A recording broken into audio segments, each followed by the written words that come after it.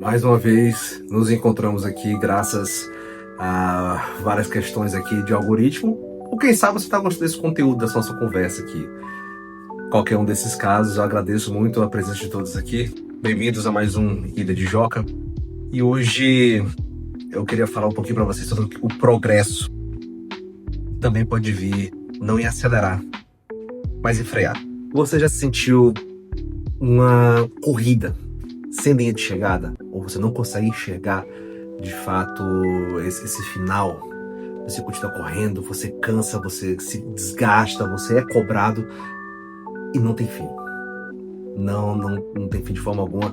Você acorda com pressa, você trabalha com pressa, você vai dormir com aquela sensação que o dia foi muito curto e você não consegue entender o que está acontecendo. Eu já passo por isso, não é que eu passei por isso algumas vezes, eu passo por isso. Dentro dessas nossas cobranças, você acaba passando por diversas vezes por isso e se pergunta por quê? O que é que está acontecendo? E eu queria falar um pouquinho para vocês sobre progredir freando. O valor da pausa na nossa vida, no nosso dia a dia. Essa busca incessante, né, pelo mais, pelo os superlativos, né? Tem que ser melhor, tem que ser maior, tem que ser mais poderoso. Ele acaba sugando a gente também. E não é muito bem um estado que nós fomos criados para isso. É um estado que é imposto pra gente, mas acaba que a gente acaba se acostumando também com essa sensação. Porque nos pequenos prazeres que isso pode trazer, você se sente bem. É uma pequena recompensa. O autor do livro Pai Rico, Pai Pobre, o Robert Kiyosaki, ele fala sobre... Perdão se eu estou pronunciando errado, tá bom? Mas ele fala pra gente um pouco do conceito da corrida de ratos. Na ideia da corrida de ratos, é esse ciclo, né? Os ratos correndo entre eles, se degladiando entre eles, acaba que é fisicamente e mentalmente estafante. Você cansa de todas as formas. Então o progresso ele é medido pelo movimento e não para onde você está indo. E é um ponto cruel, às vezes, você parar realmente para refletir e pensar que você é cobrado dessa forma. Mas precisa ser dessa forma? Um outro autor muito bom é o Greg McNeil, creio que seja assim que se fala o nome dele, no seu livro Essencialismo. Ele coloca sobre o fazer menos, mas fazer melhor. É você investir menos energia dentro daquilo ali, porém a trabalhar de uma forma que seja mais sustentável para aquelas ações. E infelizmente não é uma coisa que está dentro das correntes, de várias correntes corporativas, né? Onde você às vezes para conseguir obter algumas coisas tem que gerir o medo, gerir a angústia em diversas atividades e dessa forma você consegue controlar as ações do todo, do grupo em si. Quando na verdade a melhor forma de fazer a gestão disso seria de fato coordenar para que as pessoas não perdessem tempo durante algumas atividades, não perdessem tempo com algo que fosse desperdício, mas de fato focar naquilo que é importante. Porque se você trabalhar para reduzir o gasto e aumentar a eficiência, aí sim você vai ter um modelo essencial para o negócio.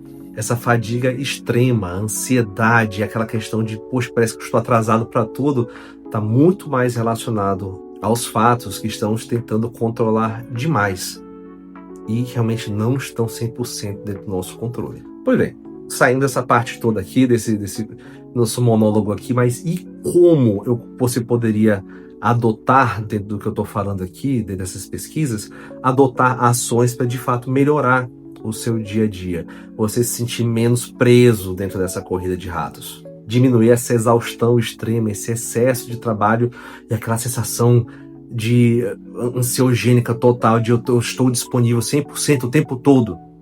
Pois bem, vamos começar a frear um pouco. Eu chamo de pausa consciente. E não é sobre ser preguiçoso, é sobre você pausar e realmente analisar as situações que você tem ali, analisar o que de fato está dentro do seu controle, o que de fato não está dentro do seu controle e trabalhar as priorizações. E vai uma dica muito grande dentro da parte de gestão. Vamos para o que a priori, né? Vamos para o que dentro da etimologia de prioridade, a priori é o que vem na frente. Não adianta você ter 30 prioridades. Eu sei que pode parecer uma coisa que não é aplicável dentro da indústria para alguns casos. E se não parece aplicar para você dentro do quadro de gestão, é você que tem que parar realmente para reanalisar suas prioridades. Ou até mesmo dizer não para alguns pequenos projetos que podem realmente tomar mais tempo seu e tomar tempo do grupo. Pensando bem mesmo na sua vida, quem sabe o progresso está mais próximo da sua casa, daqueles que você ama, que você se importa, do que de fato só e meramente o progresso corporativo. E é sobre você ser um pouco egoísta também com a sua vida, sabe? É sobre você realmente focar naquilo que importa, apesar de tudo, porque uma relação corporativa se encerra. A não ser que você seja o dono da empresa, mas uma relação corporativa se encerra. Relações entre CNPJs e CPFs geralmente se encerram. Então, só para finalizar aqui, a corrida de ratos ela é insustentável. Não adianta você tentar viver isso pro todo sempre que acha que vai conseguir. A idade chega, você vai ficar desgastado em algum momento.